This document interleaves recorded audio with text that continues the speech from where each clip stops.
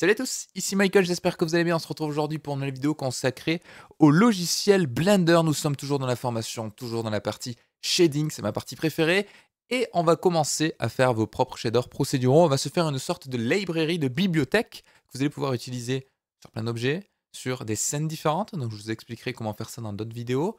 Et on va y aller petit à petit. D'abord, on va faire un shader très simple de métal, comme vous avez sous les yeux. Alors ça peut paraître complexe si vous en avez jamais fait, mais en termes de nœuds, c'est uniquement ça. Donc c'est quand même très simplifié. Vous allez voir que ça peut être perfectible, bien évidemment, mais le but, c'est de vous amener les concepts basiques à la fois du PBR et du procédural. Et on va y aller petit à petit. Quand on aura fait ça dans une autre vidéo, on fera un shader de bois. Alors ça peut paraître anodin, mais c'est plus complexe. Regardez qu'on a beaucoup plus de nodes, pardon, pas de noise, mais de nodes. Donc voilà, on va essayer d'y aller petit à petit, faire plusieurs shaders plus ou moins complexes, y aller crescendo, amener à chaque fois des concepts différents que vous allez pouvoir utiliser sur d'autres matériaux. Donc là, j'en ai fait deux rapidement, métal et bois. Donc aujourd'hui, on voit métal. Prochaine fois, soit on voit le bois, soit on voit un niveau intermédiaire pour pas que la marche soit trop haute. On fera des murs, du crépi, de la pierre, plein de petits trucs, vous allez voir, ça va être ultra intéressant. Et quand on aura maîtrisé ça, on passera sur des concepts un petit peu plus avancés, avec des UV, on mélangera les textures avec non procédural et procédural pour faire un petit peu ce que vous voulez. Donc je vais rester dans cette scène, je vais faire Shift A et je vais rajouter une UV Sphere. Je vais les décaler par exemple ici. Tac. Je vais juste faire un CTRL 3 pour ajouter des subdivision surface. Je vais faire clic droit, Shade Smooth, comme ça. J'ai une sphère à peu près lisse qui est en Shading Smooth et qui est une bonne base de travail pour faire mon matériel. Alors je vais faire quelque chose qui ressemble à ceci. Comme ça, vous voyez bien le feedback en temps réel de ma sphère juste au-dessus de ma tête. Et là, c'est la partie matériel qui va prendre un petit peu plus de place parce que c'est là l'essentiel, le cœur de la vidéo. Donc je vais faire New pour faire un nouveau shader et je vais zoomer un tout petit peu. Alors si vous avez suivi les vidéos précédentes, notamment la dernière qui traitait des nouveautés de Blender, vous avez certainement remarqué qu'avec Shift A, maintenant, on a quelque chose qui s'appelle le Metallic BSDF. On ne va pas l'utiliser par défaut. Le but, c'est de vous montrer avec le Principal BSDF comment on fait un métal, tout simplement, un shader de métal. Et ensuite, on essaiera de le convertir en Metallic BSDF pour que vous puissiez voir les avantages, les inconvénients, les différences. S'il y en a, normalement, il n'est pas censé y en avoir énormément. Donc on va voir tout ça aujourd'hui. Alors déjà, ce que je vais faire, c'est renommer mon matériel. Je vais l'appeler tuto-métal. Comme ça, on va se faire une sorte de librairie. Je vous expliquerai dans une autre vidéo comment l'exporter, le réutiliser dans d'autres projets, sur d'autres objets ou autres. Première chose que je vais faire un shader de métal, donc je mets mon métallique à 100%. Et vous voyez que déjà, mon matériel commence à avoir un aspect un petit peu métallique parce qu'il va renvoyer de la lumière. Par défaut, il est flou, avec des gros guillemets, parce qu'il va étaler les réflexions. Cet étalement de réflexion est drivé par la roughness, donc je peux avoir quelque chose de plus ou moins flou.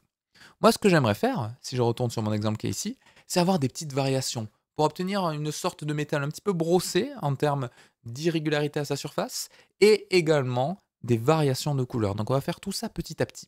D'abord, si je veux des irrégularités en termes de réflexion, là vous remarquez qu'on a quelque chose qui est pur à 100%. Pourquoi? Parce que j'ai une roughness de 0. Roughness de 0, petit rappel, ça veut dire que toutes les réflexions vont être parfaitement brutes, il ne va pas y avoir d'étalement à la surface. Il ne va pas y avoir d'imperfection sur la surface de ma sphère. Ça, c'est très rare dans la vraie vie. C'est soit un miroir, soit du chrome, soit des shaders très spécifiques. Donc nous, on va vouloir d'abord, dans un premier temps, faire varier la roughness. Comment on fait? Texture procédurale. Je vais faire Shift A, je vais rajouter un Noise Texture. Le Noise Texture, c'est la texture procédurale la plus répandue dans tout logiciel de 3D, pas seulement dans Blender. Quand vous jouez à un jeu vidéo, il y a plein de noise de partout, vous en apercevez pas forcément parce que c'est ce qui est utilisé pour mixer des textures, pour générer des choses, pour des systèmes de scattering. C'est vraiment utile partout. Nous, on va l'utiliser pour avoir une première base. On va potentiellement pouvoir mélanger plusieurs noises. On peut même l'utiliser pour mélanger des textures entre elles et couper les répétitions. Donc, on peut faire plein de trucs avec le noise. C'est la texture procédurale qu'on va utiliser le plus souvent. On peut faire 80% des shaders procéduraux uniquement avec du noise. Donc, c'est vraiment cool. Si je fais CTRL-SHIFT-clic gauche dessus, pour l'afficher directement à la surface et bypasser le Principal BSDF, donc ça c'est un raccourci clavier qu'il faut impérativement connaître, CTRL-SHIFT-clic gauche. Alors d'ailleurs je vais afficher, hop là, les raccourcis clavier, il n'y en aura pas beaucoup, mais au moins s'il y en a deux ou trois, vous allez pouvoir les retenir facilement. Donc voilà à quoi ça ressemble. Donc c'est des variations de noir et blanc, c'est normal. J'ai quelque chose qui est généré entre 0 et 1, 0 étant du noir à 100%, 1 étant du blanc à 100%, et là c'est l'algorithme qui fait le travail. Donc on va pouvoir changer le scale ici, et automatiquement on remarque quelque chose qui est assez intéressant, c'est qu'on ne voit pas de répétition. Il n'y a pas de répétition à proprement parler sur ma texture. C'est le gros avantage du procédural. Quelle que soit la taille de votre objet, vous allez pouvoir ajuster votre shader pour qu'il fonctionne sur tout type d'objet. Alors des fois, il faut un petit peu modifier ce qu'on appelle le tiling, c'est le scale, mais ça ne va pas détruire votre shader vu qu'il va être 100% procédural, 100% dynamique. Donc moi, je vais par exemple mettre une taille ici à 12. Voilà, comme ceci. J'ai ensuite différentes informations de détails, de roughness, de lacunarity, de distortion. Alors, rapidement, à quoi ça sert? On l'a déjà vu, mais je vous le remontre. Les détails, ça va rajouter, comme le nom l'indique, vous voyez, une sorte de noise un petit peu à l'intérieur de mon noise, donc c'est une sorte de surcouche, pour affiner l'algorithme. On va le mettre à 100% dans notre cas. La roughness, c'est un petit peu pareil, mais ça va rajouter à nouveau une surcouche, et on va éviter de le mettre à 100%, parce que là, vous voyez, on a quelque chose, on dirait presque du papier canson. Hein. Ça, pour du ultra close-up, ça peut être intéressant. Nous, on veut que notre shader il marche à moyenne distance, donc je vais le mettre par exemple à 0,66. Voilà, comme ça on coupe un petit peu la poire en deux. On va pas toucher à la lacunarity, on va pas toucher à la distorsion qui rajouterait un effet comme ceci. Et là, bon, pour faire un shader de lave ou un shader de soleil, ça marcherait très bien. Pour du métal, un petit peu moins. Donc je vais laisser comme ça. Et maintenant, ce que je peux faire, c'est non pas le mettre au base color, mais le mettre à la roughness. Et regardez ce que ça fait. Déjà, là, j'ai bien des petites variations. Alors, j'ai des variations, mais c'est pas très intéressant. Pourquoi? Parce que là, on ne reconnaît pas vraiment un métal. On a trop de roughness d'une manière globale. Alors, comment je fais pour modifier un petit peu tout ça? Je vais rajouter un color ramp et je vais le mettre juste ici. Le color ramp, rappelez-vous, ça vous permet de redéfinir les couleurs noir et blanc à partir d'un ramp, d'un dégradé qui est présent ici. Donc par défaut, que je l'active ou non avec la touche M, ça ne change absolument rien sur le rendu. Tant mieux, c'est ce qu'on lui demande. Là, en gros, on lui dit les valeurs noires, tu me les convertis en valeurs noires, les valeurs blanches, tu me les convertis en valeurs blanches. Autrement dit, ne fait rien du tout. C'est ce que fait le color ramp par défaut lorsque vous le rajoutez. Donc moi, je vais modifier un petit peu les valeurs. Alors je vais modifier quoi? Je vais notamment modifier le blanc ici. Parce que moi, j'ai une roughness qui se rapproche fortement d'une valeur de 0 pour avoir beaucoup de réflexion. Et oui, donc si je prends cette poignée que je la décale, vous voyez que petit à petit, la réflexion va venir grignoter sur mon objet, donc c'est pas mal. Mais moi, je veux quand même conserver un dégradé, un petit peu d'aléatoire. Mais ce qui me gêne, c'est cette valeur-là. Je ne veux jamais avoir de valeur blanche, c'est-à-dire une roughness de 1 sur mon objet. Ça ferait trop étalé. Donc je vais sélectionner cette poignée et je vais la mettre, par exemple, sur un gris qui ressemble à ceci. Et je peux même la décaler un petit peu pour avoir des petites variations. Alors on pourrait même obtenir un effet un petit peu gelé, vous voyez, comme de vitre qui va se geler comme ceci. Donc ça vous ouvre plein de possibilités. Gardez tout ça en tête, vous allez voir que c'est assez intéressant pour la suite. Et pareil avec cette poignée, je vais pouvoir redéfinir comment cela agit. Alors là, ça dépend vraiment de ce que vous voulez obtenir comme rendu. Hein. Je pourrais très bien dire, moi je veux un métal qui vraiment réfléchisse au maximum. Donc je pourrais vraiment avoir des variations comme ceci, plus ou moins importantes. Ça dépend vraiment de ce que vous voulez. Donc moi je vais quand même l'éclaircir un tout petit peu, voilà, pour avoir des petites variations. Et là, déjà on commence à avoir un rendu qui est relativement intéressant. Donc on va dire que pour la roughness, c'est fait. On pourrait toujours ajouter des tailles, toujours ajouter des surcouches, mais là dans un premier temps, c'est pas forcément ce qui m'intéresse. Moi maintenant, je veux rajouter des petites variations à la surface. Donc comment on fait ça? C'est avec la normale. La normale, si vous avez suivi les vidéos précédentes, vous savez ce que c'est. C'est tout simplement orienter les faces à partir d'une texture pour indiquer au moteur de rendu qu'au lieu d'avoir une surface parfaitement lisse, on a des petites variations, des micro-détails, des mini-reliefs à la surface, mais qui ne vont pas être présents vraiment dans la topologie, mais qui vont être présents uniquement par une simulation de shader. Alors comment je fais? Je vais rajouter une texture, un node de type bump. Le bump, ça permet quoi? Ça permet de convertir quelque chose de noir et blanc, de hauteur, en une information de normale. C'est ce que je veux. Donc je peux mettre la normale ici. Et là, je vais faire une erreur, mais c'est fait exprès. Vous allez voir, je vais prendre mon factor et je vais le mettre sur ma hauteur. Alors ça fonctionne, hein, on a bien une information, mais là ça va pas du tout. Alors déjà, la première chose à faire, c'est baisser l'intensité drastiquement. Je vais la mettre par exemple à 0,1. C'est même trop, donc je vais mettre 0,07. Là, ça commence à être pas mal. Mais j'ai trop de détails. J'ai trop de détails, je suis un petit peu embêté parce que si je change les détails ici, mais non seulement ça va changer mes détails de mon bump, mais également les détails de ma base color, de ma roughness, pardon, de mon color ramp, parce que les deux sont liés au même. Donc là, c'est un cas de figure bien spécifique où je vais prendre mon noise texture, je vais faire un Shift D pour le dupliquer, et je vais relier mon facteur à ma hauteur. Comme ça, là, j'ai bien deux textures différentes, chacune vient driver un paramétrage d'un attribut différent de mon shader. Comme ça, je n'ai pas ce lien fort, et quand je change un noise d'un côté, si par exemple là je change l'échelle, voyez que ça va pas le changer de l'autre côté. Donc ça, c'est pas mal. Alors ce que je vous conseille, là je l'ai dupliqué pour vous montrer qu'on pourrait récupérer les paramètres, mais on va carrément faire un nouveau noise texture pour repartir de zéro, et je vais le relier sur ma hauteur. Et voilà ce qu'on a. Et là, vous voyez que déjà, on pourrait obtenir des choses intéressantes. Si j'augmente un petit peu la force. On pourrait obtenir des sortes de métaux un petit peu martelés. Donc ça pourrait être intéressant. Moi, c'est pas forcément ce qui va m'intéresser. L'objectif, c'est, je rappelle, de faire plus ou moins ce qu'on avait juste là. Donc là, on a quand même quelques paramétrages à changer. On a notamment les détails qu'on va pouvoir augmenter un tout petit peu. Vous voyez que là, on voit tout de suite visuellement ce que ça donne. Hein. Donc on va le mettre par exemple à 6. Donc là, c'est pas mal. Et la roughness, en contrepartie, on va pas l'augmenter, sinon ça va tout de suite donner un aspect avec plein de petits points. Donc on va l'abaisser un tout petit peu. On va mettre 0,45 par exemple. Voilà, là on commence à avoir quelque chose que je trouve intéressant. Alors comme d'habitude, on va pas toujours au reste. On pourrait rajouter de la distorsion. Vous voyez ce que ça fait de suite? Ça pourrait hein, faire, si on veut faire par exemple le vif d'or, il me semble d'Harry Potter qu'on a un côté un petit peu avec des distorsions comme ça. Ça pourrait être intéressant, nous, ça va pas nous intéresser. Donc là, deuxième partie effectuée, on a bien mon noise texture qui vient d'arriver, ma normale. Dans la mine de rien, on a déjà bien avancé sur le shader. Et l'intensité, c'est comme vous voulez. Si vous voulez vraiment quelque chose qui est marqué, vous pouvez le faire. Là, ça fait plus boulette de papier aluminium qu'on aurait froissé, mais pourquoi pas? C'est pour montrer un petit peu tout le potentiel, et tout ça est non destructif. C'est l'avantage du procédural, c'est que je peux en temps réel changer plein d'informations, plein de valeurs, et ça va pas me détruire le reste, et ça c'est cool. Donc imaginons qu'on ait ceci, alors ce qui me perturbe un petit peu, c'est que j'ai pas la même largeur de node, vu que je l'avais changé. Hop là. Maintenant, on va changer la base color, parce que là, on a un métal uni, blanc-gris, qui va refléter un petit peu mon environnement, mais j'ai pas changé la couleur. Alors je pourrais en temps réel changer la couleur ici, si je veux du bronze, si je veux quelque chose qui fasse un peu plus or, alors je pourrais vraiment abuser les valeurs pour avoir quelque chose comme ceci. Il n'y a pas de contrainte. Mais dans la vraie vie, c'est rare qu'on ait quelque chose qui soit parfaitement uniforme en termes de couleur.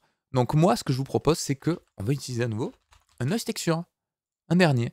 Hop là, je vais le mettre comme ceci, je vais l'afficher. Et ça, faut se dire que c'est les endroits où je vais vouloir avoir des variations de couleurs.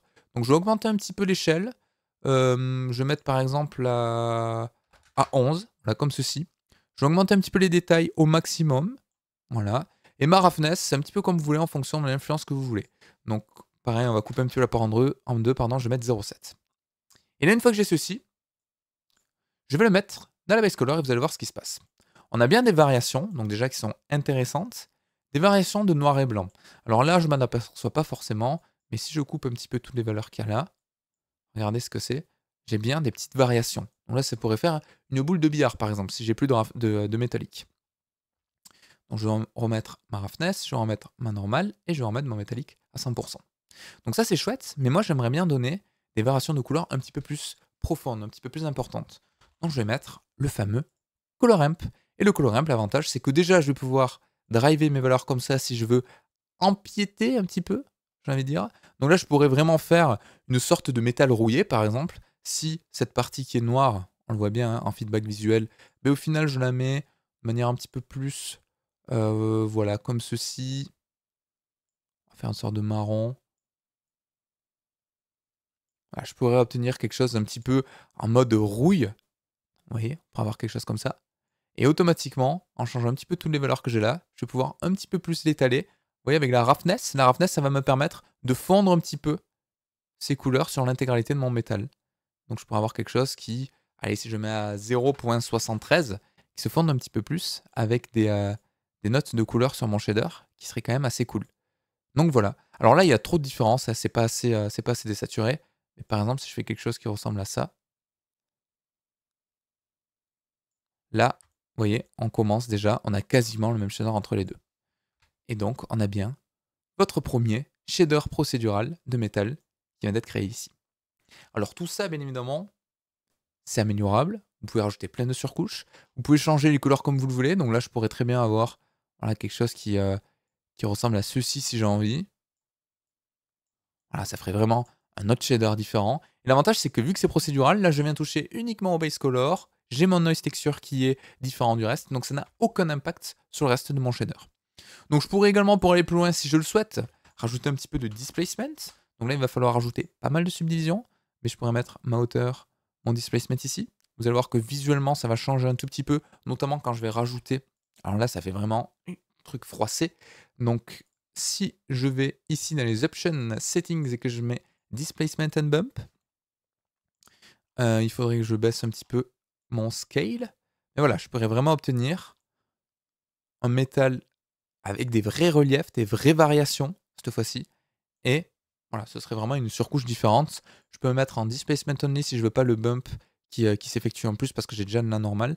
Voilà ce que ça pourrait donner. Alors, je peux pousser plus ou moins les variations, mais on va très vite tomber sur un effet rocher. Donc on va pas mettre ça aujourd'hui, c'est pas le but. Le gros avantage du procédural, c'est quoi? C'est que si je rajoute par exemple un cube, je le mets juste là, je peux automatiquement mettre mon métal. Et vous voyez qu'en temps réel, ça vient s'ajuster.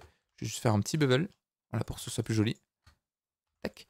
Ça vient s'ajuster en temps réel et mon shader est totalement compatible. Alors vous voyez, on doit pouvoir changer en fonction de l'objet la taille un petit peu de répétition de ma texture. Donc ça, normalement, on peut le figer avec un node qu'on appelle texture coordinate qu'on peut mettre en mode object, qu'on verra la prochaine fois, c'est ce que j'ai utilisé sur le bois. Mais voilà, le gros avantage, c'est ceci.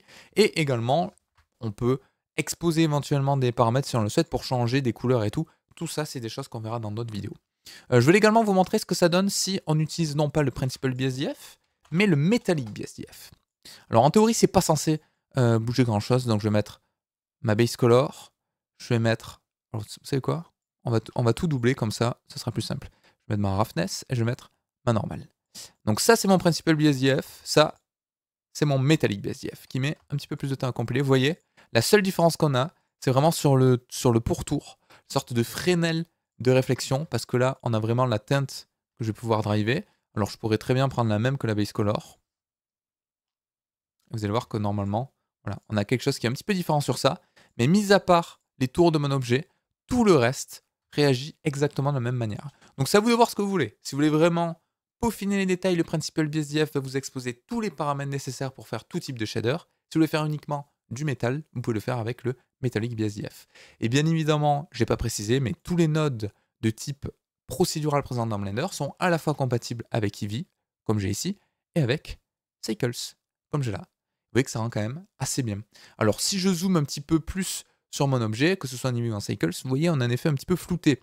Alors ça vient des fameux détails roughness. Si j'augmente un petit peu là, vous voyez que j'ai quelque chose qui de suite est un petit peu plus détaillé, qui va plus marcher en close-up, mais quand je vais me reculer, des fois le fait d'avoir trop de détails, c'est pas forcément non plus un avantage. Souvent on a envie de pousser tous les détails à fond, mais en fonction de la distance d'affichage et tout, c'est pas forcément judicieux, ça peut briser un petit peu de lisibilité si on a trop de détails sur le shader. Donc voilà, c'est tout pour aujourd'hui, j'espère que ça vous aura plu. Votre premier shader procédural, vous pouvez l'enregistrer. On verra plus tard comment on fait carrément une librairie de shader que vous allez pouvoir drag and drop dans d'autres scènes, parce que ça c'est compatible avec tout type d'objet. Je l'ai mis sur un cube, je pourrais très bien le mettre sur la tête de singe, c'est censé fonctionner parfaitement vu que c'est du shader procédural. Tac. Vous voyez, donc ça marche quand même relativement bien. Donc n'hésitez pas à me dire si vous voulez voir des créations de shaders procéduraux un petit peu plus précis, d'autres exemples. Moi j'ai prévu de faire du bois, du mur, des briques, de la faïence, des trucs comme ça. Mais si vous avez des idées, c'est avec plaisir qu'on essaiera de les faire ensemble en full procédural. Il y aura une petite série du coup sur ça au cours de la formation. Et sur ce, je vous souhaite à tous un bon apprentissage, un bon Blender et à la prochaine.